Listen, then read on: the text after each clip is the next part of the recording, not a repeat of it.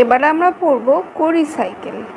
কোরি সাইকেলের আরেকটা নাম হচ্ছে ল্যাকটিক অ্যাসিড সাইকেল। কোরি সাইকেলটা মেইনলি আমাদের এমন একটা সাইকেল যেখানে আমাদের বডিতে যে ল্যাকটেটটা প্রডিউস হবে সেইটা আবার গ্লুকোজে কনভার্ট হবে এবং গ্লুকোজটা আবার পাইরুভেট এবং দেন ল্যাকটেট হবে। তো এই পুরো সাইকেলটাই বলা হয় কোরি সাইকেল। তো এই সাইকেলের দুইটা কম্পার্টমেন্ট, যে লিভার অ্যান্ড হচ্ছে কিডনি, দুইটা সাইড আর কি, লিভার অ্যান্ড কিডনি। কোরি সাইকেলের তাহলে সাবস্ট্রেট হচ্ছে আমাদের ল্যাকটেট আর প্রোডাক্ট হচ্ছে গ্লুকোজ, লিভার এবং কিডনিতে হবে। আর এটার নেচার হচ্ছে অ্যানাবলিক। আর এটিপি প্রোডাকশন, যেহেতু কোরি সাইকেলের ভিতরে আমাদের গ্লুকোনিওজেনেসিসটাও ইনক্লুডেড, তাই গ্লুকোনিওজেনেসিসের এটিপি প্রোডাকশন এবং নিউক্লিয়েটের মতোই হবে কোরি সাইকেলেরটা। আর কোরি সাইকেলের ওরকম কোনো স্পেসিফিক রেট লিমিটিং এনজাইম বা রেট লিমিটিং রিয়াকশন নেই। তো এবার দেখি কোরি সাইকেলে কি হচ্ছে। প্রথমে আমাদের যে মাসেল টিস্যু বা সেল, সেখানে আমাদের গ্লুকোজটা স্টোর থাকে হচ্ছে গ্লাইকোজেন হিসেবে আমরা জানি। তো সেই গ্লাইকোজেন থেকে আমাদের যখন গ্লুকোজ হবে, সেই গ্লুকোজটা পাইরুভেটে কনভার্ট হবে। তো পাইরুভেটে কনভার্ট হওয়ার সময় দুইটা এটিপি ছেড়ে দিবে বা দুইটা এটিপি প্রডিউস হবে।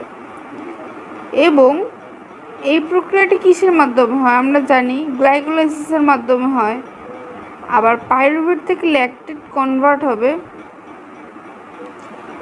এবার এই ল্যাকটেটটা চলে যাবে আমাদের লিভারে। ল্যাকটেটটা লিভারে চলে গিয়ে সেই ল্যাকটেট থেকে হবে পাইরুভেট এবং সেই পাইরুভেট থেকে আবার গ্লুকোজ তৈরি হবে। এবং এই তৈরি হওয়ার সময় 6টা এটিপি প্রয়োজন হচ্ছে। তো এই সাইকেলটাই হচ্ছে আমাদের কোরি সাইকেল। এখন এখানে প্রশ্নটা হচ্ছে যে এই সাইকেলটার কি দরকার, আমাদের এরকম এক জায়গা থেকে আরেক জায়গায় গিয়ে কেন কনভার্সনটা হওয়া লাগছে? কারণ হচ্ছে একটাই, যে গ্লুকোনিওজেনেসিসের কম্পার্টমেন্ট কিন্তু আমরা পড়েছি যে লিভার এবং কিডনি। সো লিভারে না গেলে কিন্তু পাইরুভেট থেকে গ্লুকোজ হতে পারবে না, তাই এটা লিভারে যায়, যে তারপর কনভার্ট হয়। তো আমাদের যখন অনেক এক্সারসাইজ হয় বা ব্যায়াম হয়, যখন আমাদের শরীরে অক্সিজেনের ঘাটতি দেখা যায়, তখন দেখা যায় যে প্রচুর পরিমাণ ল্যাকটেট প্রডিউস হয়। তো এই অতিরিক্ত ল্যাকটেটটাকেই আবার কীভাবে গ্লুকোজে কনভার্ট করা যায়, তার জন্যই এই কোরি সাইকেলটা মেইনলি লাগে।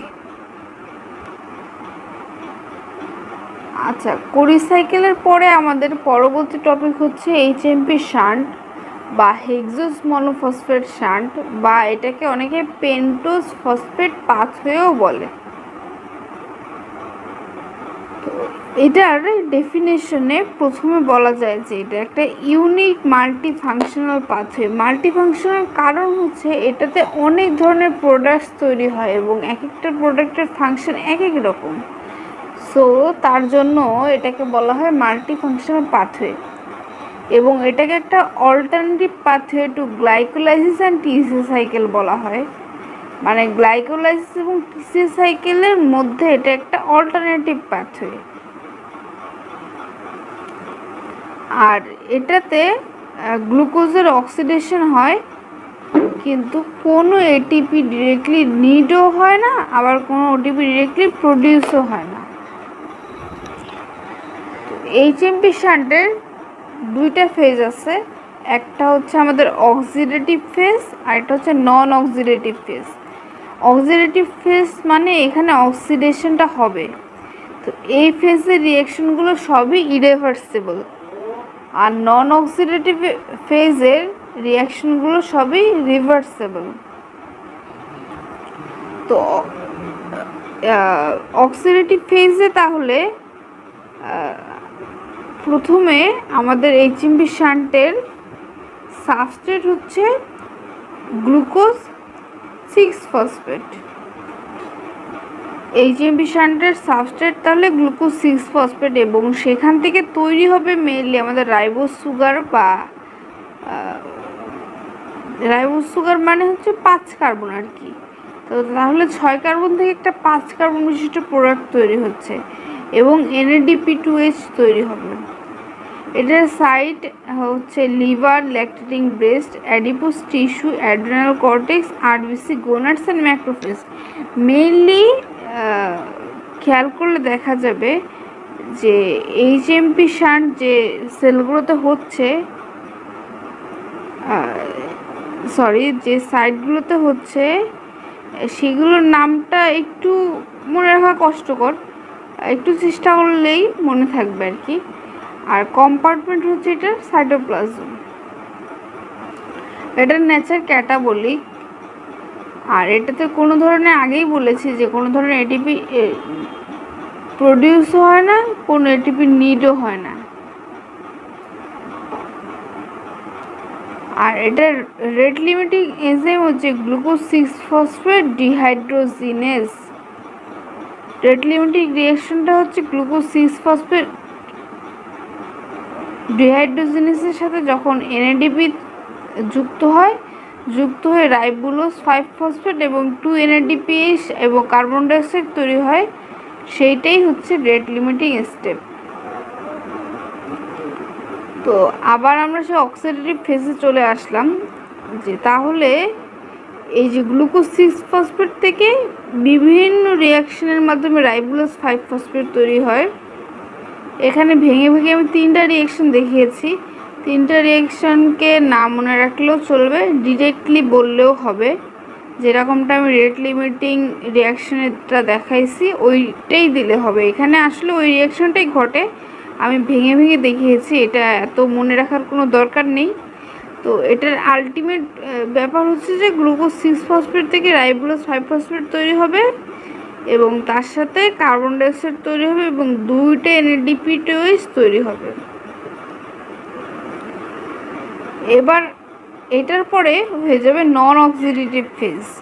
তো নন অক্সিডেটিভ ফেজে প্রথমে রাইবোলোজ 5-ফসফেট এটা কিটো আইসোমারেজ এনজাইমের প্রভাবে ভেঙে যাবে, ভেঙে গিয়ে এটা ছিল 5 কার্বন, তো 2টা রাইবোলোজ 5-ফসফেট মিলে তারপর ভাঙলে তো আমরা তাহলে 2টা রাইবোলোজ 5-ফসফেট মানে 10 কার্বন, তো সেটা ভেঙে একটা হবে জাইলোলোজ 5-ফসফেট আর একটা হবে রাইবোজ 5-ফসফেট।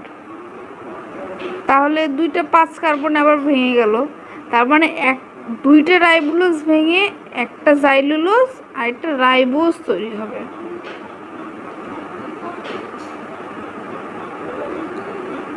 তো এরপরে এই 2টা জাইলোলোজ এবং রাইবোজ মিলে ট্রান্সকিটোলেজ এনজাইমের উপস্থিতিতে বিক্রিয়া করে গ্লিসারলডিহাইড 3-ফসফেট আর সেডুহেপ্টুলোজ 7-ফসফেট তৈরি করবে। তার মানে প্রথমে ছিল এরা 5-5-10 কার্বন, এবং সেটা ভেঙে 2টা প্রোডাক্ট তৈরি করবে, যাদের একটা 3 কার্বন এবং একটা 7 কার্বন। এরপরে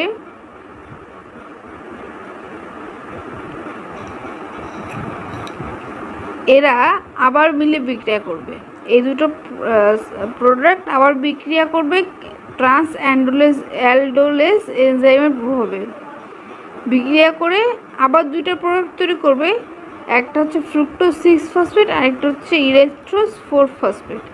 এখানে খেয়াল করার বিষয় যে এদের একটা 6 কার্বন এবং আরেকটা 4 কার্বন, তাহলে প্রথমে 2টা 5 কার্বনের প্রোডাক্ট ভেঙে 2টা 5 কার্বনের প্রোডাক্ট তৈরি করলো, কিন্তু ভিন্ন প্রোডাক্ট, আগে ছিল একই প্রোডাক্ট। এরপর এরা আবার বিক্রিয়া করে ভেঙে একটা 3 কার্বন এবং একটা 7 কার্বন প্রোডাক্ট তৈরি করলো, তারপরে এরা আবার বিক্রিয়া করে ভেঙে একটা 6 কার্বন একটা 4 কার্বন প্রোডাক্ট তৈরি করলো। উদ্দেশ্য একটাই, যে আবার এই গ্লুকোজ 6-ফসফেটটা তৈরি করা।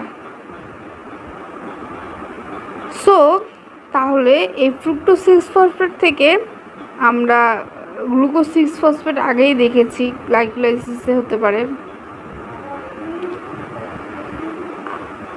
এই বিক্রিয়াটা এতটুকু পর্যন্ত একরকম নন অক্সিডেটিভ ফেজ। তো এই নন অক্সিডেটিভ ফেজটা আরও আরেক রকম হতে পারে। সেক্ষেত্রে এই যে ইলেকট্রোজ 4 ফসফেটটা প্রোডাক্ট ছিল সেইটা ওই যে প্রথমে রাইবোলোজ 5 ফসফেট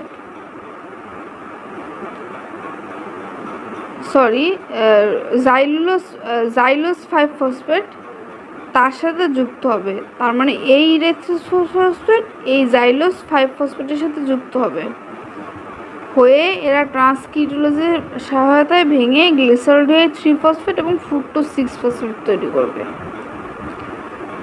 তাহলে এই যে 5 আর 4 9 কার্বন এরা ভেঙে একটা 6 এবং একটা 3 কার্বন বিশিষ্ট প্রোডাক্ট তৈরি করলো, এবং এই দুইটা থেকেই আবার গ্লুকোজ 6 ফসফেট তৈরি হতে পারে। তাহলে সাম টোটাল দাঁড়ালো ব্যাপারটা এই যে প্রথমে দুইটা একই ধরনের 5 কার্বনের যৌগ ছিল, যারা ভেঙে দুইটা ভিন্ন ধরনের 5 কার্বনের যৌগ তৈরি করলো, তারা আবার ভেঙে 7 এবং 3 কার্বন এবং পরবর্তীতে ভেঙে 6 এবং 4 কার্বনের প্রোডাক্ট তৈরি করলো। এছাড়া এটা নন অক্সিডেটিভের এক ধরনের প্রসেস, এবং নন অক্সিডেটিভে আরও আরেক ধরনের হতে পারে।